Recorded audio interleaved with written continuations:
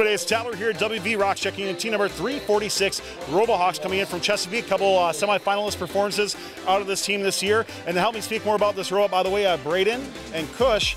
And this robot here, a great compact machine as it goes through. Just a efficient cargo journey path as it goes through on the robot. Of course, we'll talk about some iterations, especially with their shooter on their robot. And then we're going to focus a lot on their climber, what's gone into it too. So keep an eye out for those two main areas come up here on Behind the Bumpers. This video on First Updates Now is made possible by viewers like you and also the following sponsors. If you are a college student or recent graduate looking for an incredible internship, take a look at Stryker. Stryker provides a housing stipend, great pay, and an opportunity to work with state-of-the-art medical technology equipment. Discover why so many First alumni are coming to Stryker for their internship or career at careers.stryker.com.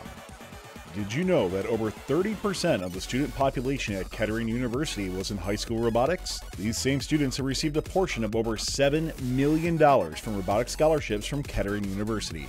See why so many in First choose to go to Kettering University at kettering.edu. So Braden, we do like to follow the full cargo journey in a robot. So talk to me a little about your intake into your index shooter area, what's gone into that, and any changes that have been made throughout the season as well. So as you can see here, we have our intake, and once we enter the match, it will flip out. Right now we have a Neo 550 that is actually powering our main intake, and the rest of the work will be done by our ball manipulator, which will move it into the shooter. I gotta ask you, I think you guys have a pretty unique design where all your electronics are on the outside and your ball path moves inside. When you're looking at designing your robot for this year, how did you come up with going this route for the game challenge? Well, we've actually had quite a history of putting our electronics around most of our internal parts. Sure. We typically like to use Lexan a lot and mount them like this. So it just felt natural to do the same thing this season. One thing I want to ask you on your shooter, we were talking beforehand that you've done some changes to your shooter as well. I gotta know, you got a couple of really beefy flywheels here as well too. So what changes have you made, and what have been the impacts of that as well? Overall, the shooter has probably changed the most on the robot. Originally, we had the shooter facing the same direction as our intake. Okay. It was also going to be adjustable, but due to our climb's bulky nature, we had to redesign our shooter. So when you're looking at that redesign on that, you said that originally it was facing the front of your robot as well too. Which direction do you shoot out of then, or how does that work? Well, we would have intaked and shot the ball out of the same side. Gotcha. Okay. And again, due to the nature of our unfolding climb that you will see later, it was just not possible. And your team here, you have a very low exit area for your cargo on that. So are you shooting really close up to the hub, or where do you typically shoot from on the field? Typically, we are right around the tarmac and just about halfway on that line. Oh, okay, sure.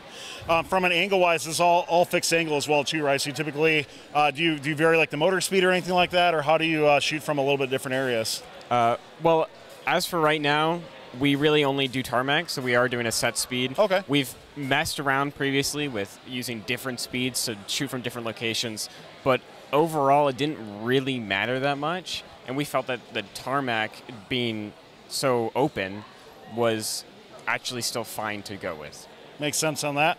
Let's talk about your climber. I know it's a big focus that you want to talk about, Kush. So love to just hear all the packaging that's gone into that. And then if there's anything that we can demo and show up on part of your climber sequence as well, too, that'd be great. Yeah, so our climber is made up of 2 stationary hooks and 2 moving hooks. The 2 ones on the ends are stationary hooks, and then these 2 on the center, or the inside, are the ones that actually move. And they're powered by 2 775 Pros, which are down here. Sure. And it's geared down just enough so that we have the torque to go up, but it's fast enough that we can move up and down pretty quickly.